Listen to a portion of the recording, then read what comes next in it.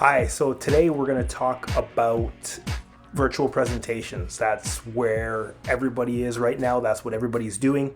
And so today we're going to talk about 5 keys to remember when virtually presenting.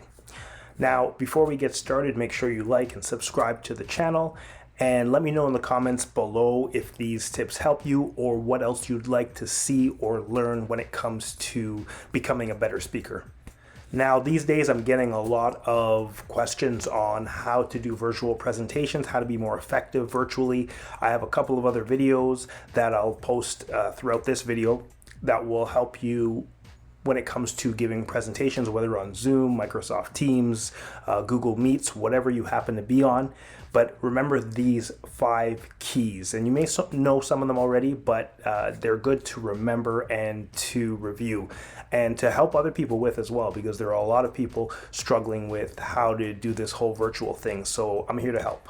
The first key is your background. Now, there are many ways to go about this. Some people use virtual, some people use a natural background like what you see here.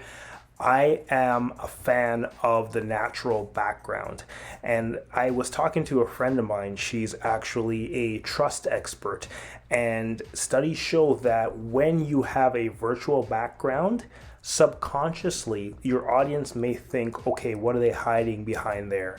And they have a lesser level of trust in you than if you just show your natural surroundings, your natural background. So keep that in mind. It doesn't mean that virtual is necessarily wrong, but you want to make sure that you give yourself the opportunity to increase that level of trust by having as much of your natural background in your stream or your live presentation as possible. You want to have no clutter. You don't want to have things all around in your background. Keep that in mind. But there's nothing wrong with having the background that shows who you are, shows your home, shows a little bit of your personality. And that is more favorable than a virtual background. Not saying the virtual background is wrong, but just keep that in mind. The second tip is lighting. Now, when it comes to lighting, you want to make sure that you have enough lighting so that you don't look dark in your shot. So this probably isn't ideal. I would like to have it a little bit brighter, but at the end of the day, I still do have a good amount of lighting. I have a ring light that's just behind the camera. So it's one light facing me, super bright, just to make sure that I'm illuminated. Another option that I've seen speakers use is have 2 lights from either side at about a 45-degree angle. And that's also very good to use. And some people do all 3, 2 lights from the side and 1 in front. If you can't afford a lighting setup or you don't have that in your budget right now, think of using natural light. So a good way to do this is to have a window or some type of natural light that comes in from behind the camera so that you are illuminated. And so you can use natural light to your advantage. I've seen people shoot outdoors. Just make sure your lighting is really good. And you can get your light on Amazon. I'll make sure I put the link for the light that I'm using in the comments below. And just make sure you're well lit, and of course audio is good as well. So remember those 2 tips, lighting and audio. Next is your slide presentation. If you want to use slides, I've seen a lot of people do different things. I've done a screen to show my slide presentation. I've done the share screen. I'm getting away from the sharing screen these days because it makes me look too small, and I'd like to have me more prominent in the shot. So I either use a screen beside me or I use Prezi Video, which also makes the slides pop up right beside you no matter what your background. The key with slides is you want them to your left. So you want to make sure that you have your slides to the left of you.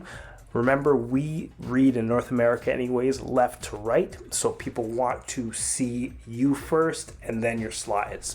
So wherever you're presenting from, whatever mode you're using to present with, make sure the slides are to your left and make sure you know where you're pointing so that if it's reversed, you want to make sure you're pointing at your slides all the time. So you want to do a couple of test runs as well. But slides to your left is tip number 3. Let me know, are these tips helping? Is it something that you know already? Do you need more help with other aspects of virtual presenting or presenting in general? Let me know in the comments below what you think of these tips and if they're helpful to you. Tip number 4 is dress as you would as if you were giving a live presentation. What do I mean by that? If you tend to wear a nice top and pants and you have a outfit that you wear when you're giving a live presentation, wear that when you're presenting virtually as well. Now, I've been guilty of this myself. I'll wear whatever down below. I'll just wear track pants, but then I'll put on a proper top. And once again, one of my speaker friends actually said to me, you know what, the way you dress indicates the way you feel. So if you want to give a polished professional presentation virtually, make sure that you're dressed the way you would live and you'll feel better from head to toe. Dress as if you were giving a live presentation, and that feeling of energy will infuse into you and come across to your audience. So dress as you would live is tip number 4. And finally, the question of standing versus sitting. Now, this is a tutorial video. You'll notice that in all of my tutorial videos, I am seated, I'm sitting down. Most of them anyways. I think I may have a few standing. But the bottom line is, when I give a presentation, personally, when I'm giving a keynote presentation to an organization, I'm standing. That's how I feel. That's how I feel more energetic. I feel like I give more to my audience and I'm more present and engaged when I'm standing. But at the end of the day, do what you're comfortable with, because people want the content, they want to be engaged more than they care whether you're standing or sitting. So some people will say, okay, you have to do these types of presentations seated, these types of presentations standing. I say do what you're comfortable with.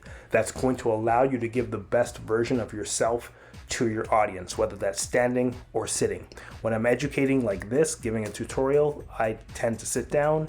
When I'm giving a presentation, when I'm doing storytelling, when I am actually being paid to give a keynote, I'm standing up. That's my preference.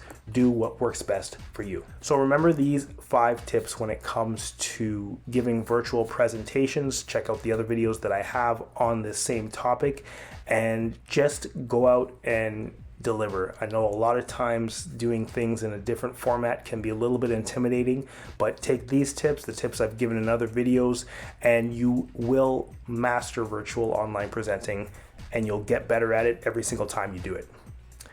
If you found this helpful, make sure you like and subscribe to the channel, and also go to 52publicspeakingtips.com.